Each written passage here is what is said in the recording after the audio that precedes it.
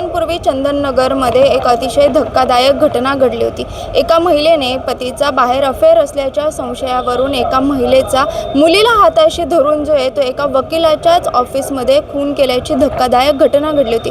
मात्र या केसला आता वेगळंच वळण आल्याचं पाहायला मिळतंय, कारण की त्यांचे जे फिर्यादी आहेत या केसेस म्हणजे ज्यांचा खून झाला होता त्या महिलेचा पतीचा असा आरोप आहे की हा तपास जो आहे तो आम्हाला पोलीस काही सांगत नाही आहेत। यासोबतच ही जी स्वाती सावंत होती जिने या संपूर्ण प्रकरणात जी आरोपी आहे तिचा जो नवरा आहे तो भाजपच्या एका पदाधिकारी असल्याचा यांचा आरोप आहे। त्याच्यामुळे आम्हाला योग्यरित्या नेमका तपास कसा चालला आहे याची काहीच माहिती पोलीस देत नसल्याचा आरोप जो आहे तो यांच्या पतीकडून करण्यात आलेला आहे। ते फिर्यादी आता आपल्यासोबत आहेत। दादा, नेमकं काय सांगाल की पोलिसांवरती तुम्ही असं म्हणता आरोप करताय की पोलीस योग्यरित्या आम्हाला संपूर्ण तपासाबद्दल माहिती देत नाही आहेत?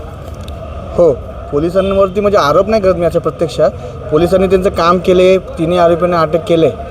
पण माझी मागणी अशी की ह्या प्रकरणामध्ये 3 आरोपी नसून अजून आरोपी आहेत, तर त्यांनी याचा खोल तपास घ्यावा आणि आम्हाला अपडेट द्यावं, माझी एवढीच मागणी आहे। कोण बरं ते आरोपी आहे तुम्हाला आणि असं का वाटतंय? कारण की ज्या पद्धतीने हत्या झालेली आहे ती अचानक घडलेला प्रकार नाही आहे। मर्डर वेपन, त्याच्यानंतर मग मर्डर झाल्यानंतर जिथे पळून गेले, ह्या ज्या पद्धतीने मर्डर झाले त्या पद्धतीमध्ये अजून त्याच्यामध्ये लोक सामील असतील, त्याचे मित्रपरिवार, म्हणजे 3 जे मेन मुख्य आरोपी आहेत ते सोडून त्याचे मित्रपरिवार किंवा हिजे माहेरचे लोक किंवा हिजे अजून हिजे कोण घरचे लोक ते पण सामील असतील। कारण की पोलिसांना ती महिला आणि तिची मुलगी ही तिच्या राहत्या घरी म्हणजे माहेरी भेटलेली आहे। बरं, त्यांचे म्हणजे जे स्वाती सावंतचे जे पती आहेत ते ॲडव्होकेट देखील असून ते एका भाजपच्या एका पदाधिकारी देखील आहेत, तर यात कुठेतरी राजकीय हस्तक्षेप होतोय असं तुम्हाला वाटतंय का?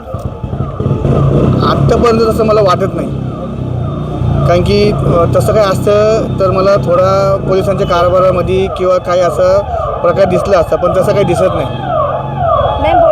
तर त्यांनी ज्या पद्धतीने कामगार केलेली आहे, पोलिसांनी त्यांना अटक केलेली आहे, आम्हाला त्यांनी म्हणजे सेम डे अटक केली, 6 तासाच्या आतमध्ये अटक केलेली। मला पोलिसांची काही आक्षेप नाही, फक्त त्यांनी मला जो आता यांच्यावर जी पोलीस कस्टडी घेतलेली आहे तर त्यांच्यावरती त्यांनी काय विचारपूस केली, त्यांच्याकडे त्यांना काय माहिती मिळाली, अजून किती लोक होते याच्यामध्ये ऑफिसमध्ये त्या दिवशी किती लोक गेले, ती आम्हाला सगळी माहिती पाहिजे होती। पोलीस काय याची माहिती देत असेल? कारण की कायद्याने तुमचे वकील जे आहेत त्यांना माहिती देणं हे बंधनकारक असतं, मात्र तुमच्या वकिलांचा देखील असा आरोप आहे की त्यांनाही ते माहिती देत नाहीत। नेमकं का देत नाहीत? आम्ही 2 दिवसापूर्वी त्यांना जे ACP मॅडम आहे नूतन पवार त्यांना आम्ही भेटून आलतो। त्यांना मी हे पण सांगितलं की हे माझे वकील आहेत आणि नूतन पवार मॅडमने सांगितलं की आम्ही 22 तारखेला यांना हजर करा आणि त्यावेळेस तुम्ही तिथं या वकीलपत्र घेऊन। तर हो म्हणलं, आम्ही 22 तारखेला येतो म्हणून सांगितलं, पण यांनी पोलिसांनी त्यांना 22 तारखेला सकाळी घेऊन गेले आणि जो यांचा रेग्युलर टाईम असतो कोर्टाचा तो असतो 2:30 ते 3च्या दरम्यान। त्या पद्धतीने आम्ही माझे वकील आम्ही गेलो तेव्हा कळलं की हे सकाळी आरोपी घेऊन गेले आणि त्यांच्यावरती 2 दिवसाची अजून पोलीस कस्टडी घेतली। त्यावेळेस असं आम्हाला वाटलं की पोलिसांनी आम्हाला माहिती तर द्यायला पाहिजे होती। आता मी मूळ फिर्यादी आहे, मला तर माहिती द्यायला पाहिजे किंवा माझ्या वकिलाला माहिती द्यायला पाहिजे होती की बाबा तुम्ही ह्या टायमाला या, आम्ही घेऊन जाणार। तसं यांनी आम्हाला काही प्रकार नाही सांगितलं। तर मला हीच मागणी की याच्या पुढं काय असं असेल तर त्यांनी मला वेळोवेळी अपडेट दिलं पाहिजे किंवा माझ्या वकिलाला अपडेट दिलं पाहिजे। पोलिसांकडून काय सांगण्यात येते या संपूर्ण प्रकरणात? पोलिसांनी आम्ही ज्यावेळेस भेटलो 2 दिवसापूर्वी त्यांनी फक्त आम्हाला एवढंच सांगितलं की आम्हाला कोयता भेटला आहे, कुठून घेतला आहे ते कळलं आणि रशी भेटली आणि ती कुठून घेतली तेवढंच कळलं, एवढंच सांगितलं। बाकी या 3 आरोपी व्यतिरिक्त अजून याच्यामध्ये कोण कोण सामील आहे, CCTV फुटेज काय आहे, कॉल रिपोर्ट काय आहे, CDR काय आहे, HDR काय आहे, याचं अजून आम्हाला काही माहिती दिलेली नाही। खरं तर हे सगळं प्रकरण जे आहे ते ॲडव्होकेट जे आहे त्यांच्या बायकोने संशय घेतल्यावरून झालेलं होतं। तर या संदर्भात बऱ्याच अफवा किंवा तुम्ही म्हणताय तसं त्या अफवा आहेत, मात्र बरीच जे बदनामी आहे ती तुमच्या पत्नीची या सगळ्यात झालेली, यावरती काय सांगाल की खरंच असं काही होतं का वगैरे? मॅडम, आमचा गेला 15 वर्षाचा संसार आहे, माझी 2 मुलं आहे, एक 15 वर्षाची मुलगा आहे आणि एक 8 वर्षाची मुलगी आहे मॅडम। आणि तुम्हाला पण माहिती आहे अगर नवरा बायकोमध्ये संशय हा प्रकार असेल तो असतो तर त्यावेळेस एकाने कोणाला तरी कळतोच, पण आत्तापर्यंत आमच्यामध्ये तसा काही प्रकार नाही आहे आणि आमच्या दोघांवरती आमचं प्रेम, आमच्या दोघांवरती आमचा विश्वास होता। आणि मॅडम आम्ही दोघं कष्ट करून दोघं काम करून आम्ही आमच्या परिवाराला पुढे घेऊन चाललो होतो। माझ्या पगारातून EMI चालला होता, त्याच्या पगारातून बाकीच्या गोष्टी चालल्या होत्या, घराचा खर्च चालला होता, असं दोघं मिळून आम्ही मॅडम काम करत होतो। आणि 12,000 पगारासाठी ती 5-6 किलोमीटर ती लांब जात होती कामाला. मग एवढं टोकाचं पाऊल त्यांनी का उचललं असावं, असं काय घडलं असेल, असं काही तुम्हाला अंदाज वगैरे आहे का? मॅडम जे तुम्ही पोलिसांना सांगितलं आहे? आणि पोलिसांना तर मी हे सांगितलं की संशय तिची बायको घेत होती. मग तिची बायको संशय घेत होती कोणावरती? तिच्या नवऱ्यावरती.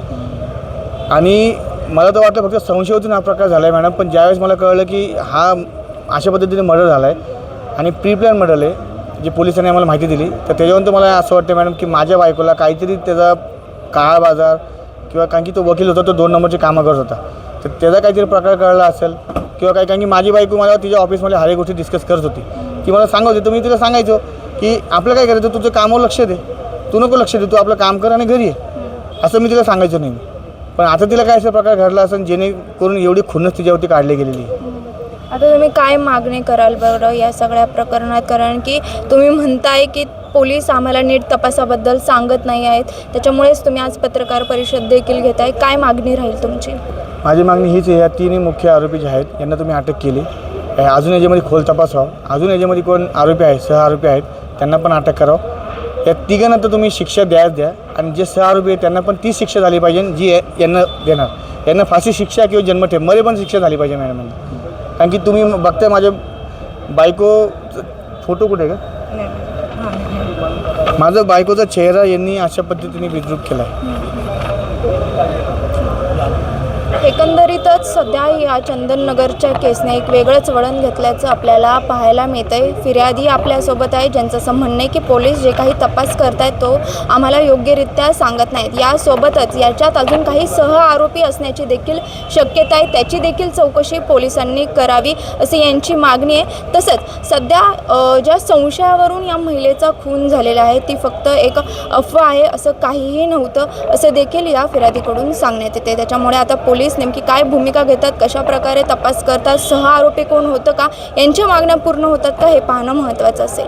शिवानी लकडे, टाइम्स ऑफ महाराष्ट्र, पुणे.